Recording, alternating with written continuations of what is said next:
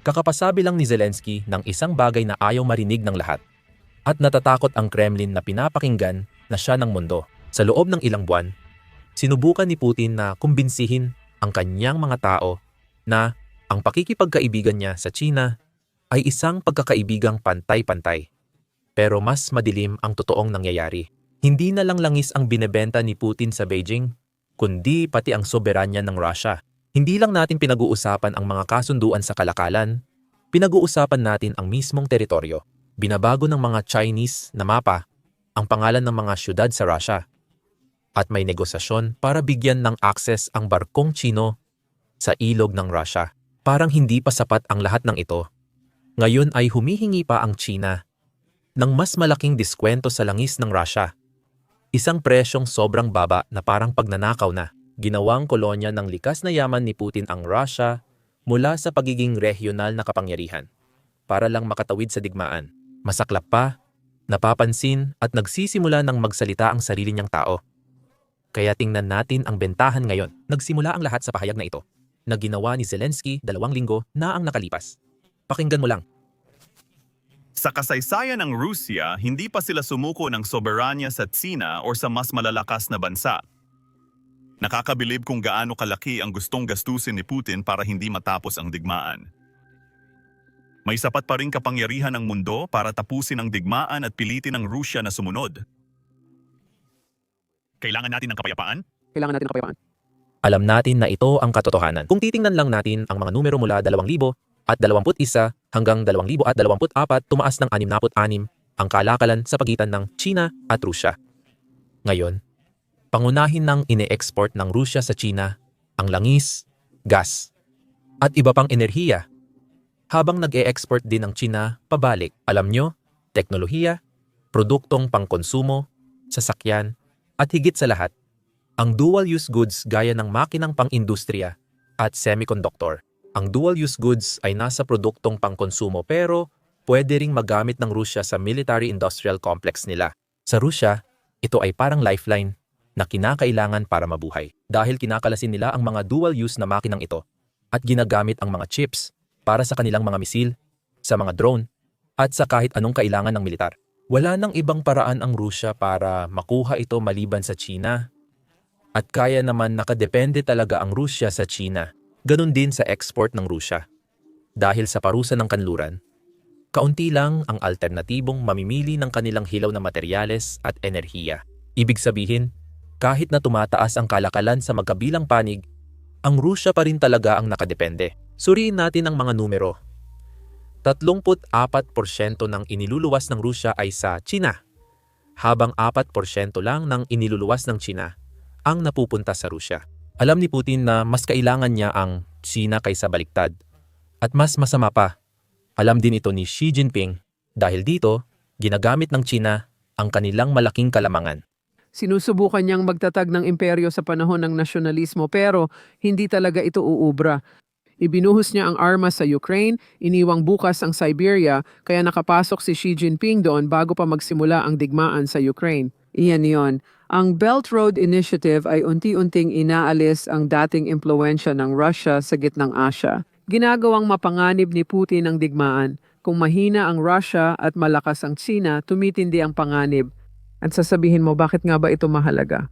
Kasi, ang Russia ay may Siberia, may eksaktong mga yaman na kailangan at pinagnanasa ng China ngayon at gusto nilang maging magkadikit para hindi ito magalaw ng iba. Gusto nila ng tubig dahil ubos na ang water table sa hilagang China at ang lawa ng Baikal ay may higit 20% ng fresh water sa mundo. Kung gusto mo ng mabilis na solusyon, ito ang pinakamaganda. At kilala ang China sa malalaking proyekto sa tubig, nagtatayo sila ng mga dam sa Mekong at Yangtze, gumawa na sila ng malalaking proyekto sa tubig kaya posibleng mangyari iyon. Nangyari na ito noong 2023, naglabas ang Ministry ng Kapaligiran ng China ng bagong mga mapa. At sa mapang ito, maraming lungsod sa Siberia ng Rusya, tulad ng Vladivostok, ay may mga pangalang Chino. At ipinakita sila bilang mga lugar na bahagi na ng China. Samantala, maraming nasyonalista sa China ang hayagang nananawagan na ibalik ang mga teritoryong dating sapilitang inilipat sa Rusya ng mga Tsar. Noong panahon ng dinastiyang Qing sa China, Alam ni Putin na balang araw ay nais ng China mabawi ang mga teritoryong iyon.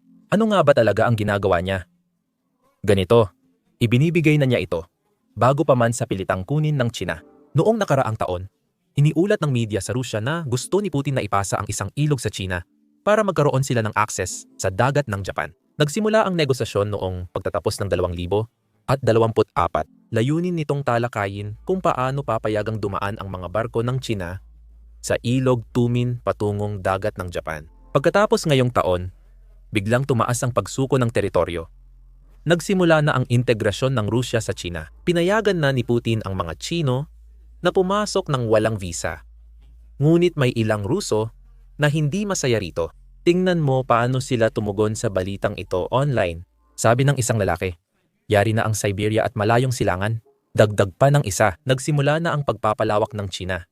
Dakilang China, mula karagatang Pasipiko hanggang Ural Mountains. Sabi ng isa, malapit na silang nakipag-alyansa sa China. Para na tayong nagtatrabaho para sa kanila.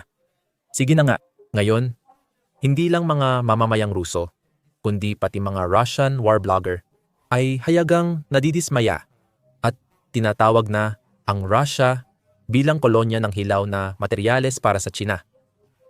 Pakinggan mo ito. Isang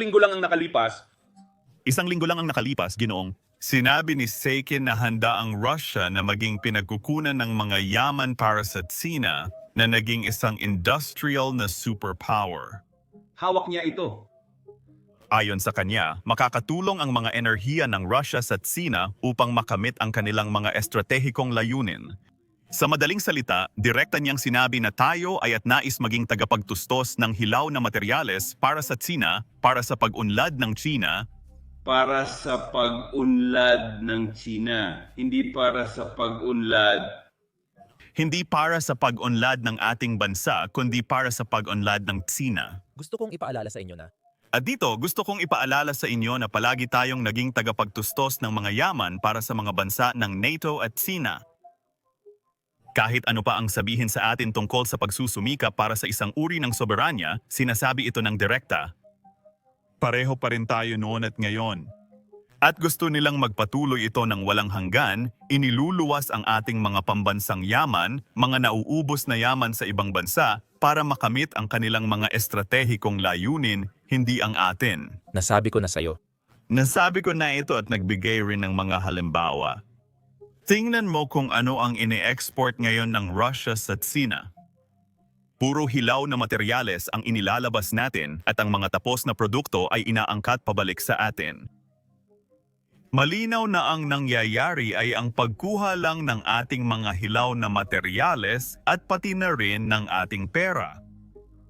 Sa madaling salita, tayo ay naging at nananatiling kolonya ng mga hilaw na materyales. At ayon sa plano ng mga autoridad, mananatili tayong ganito.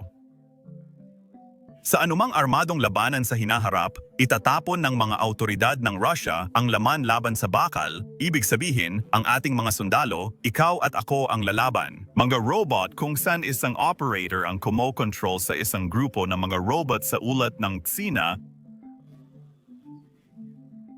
Mga robot.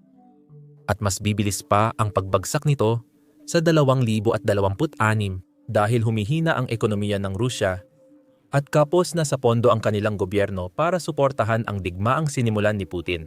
Tingnan mo itong ulat na lumabas lang, 5 araw na ang nakalipas. Noong Disyembre 19, maaaring bumagsak sa Enero ang kita ng Rusya mula sa buwis sa langis sa pinakamababang antas mula nang magsimula ang pananakop. Bakit?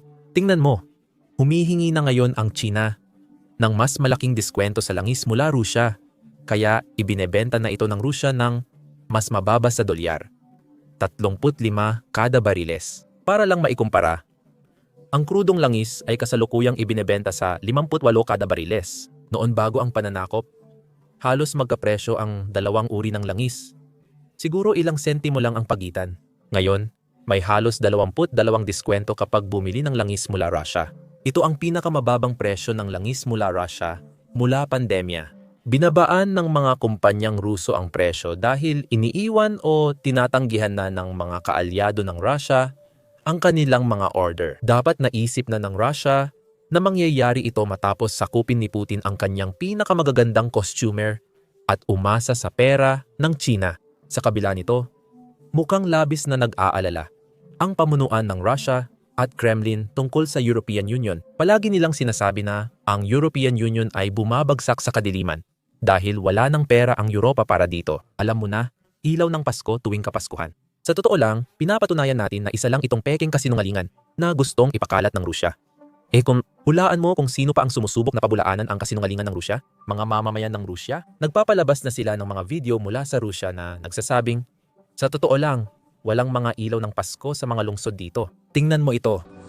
Kasabay nito, sa European Union, nagsisimula na ang pagtitipid kahit sa mga ilaw ng Pasko sa mga lungsod ng Europa. Napipilitan silang itigil ang mga pampaskong ilaw sa mga kalye doon. Sapat lang ang kuryente para pambayad sa kuryente. Ito ay tunay na pananakop ng European Union sa kadiliman sa lahat ng kahulugan. Yun lang ang masasabi ko. Maligayang Pasko sa lahat. May malaking fundraising tayo ngayong Pasko, kasama ang United 24. Direktang gagamitin ang perang malilikom sa fundraising para protektahan at itayo muli ang mga paaralang Ukranyano na winasak ng Russia. Kaya kung interesado kayong suportahan ito, maaari ninyong gawin iyon sa pamamagitan ng pag-click sa link sa description o pag-scan ng QR code na nasa inyong screen. Ako si Sam. Magkita tayo sa susunod na video.